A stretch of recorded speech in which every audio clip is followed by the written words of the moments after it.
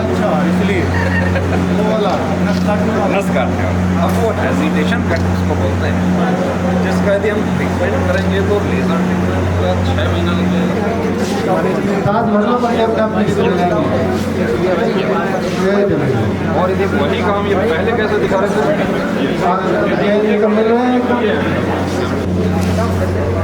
ये हाथ ज़्यादा एक हाथ तक थोड़ा बहुत ऊपर नीचे होता है। ये बीच में रखना है सेंटर में, और ये कितना ज़्यादा, ये 16। अच्छा 10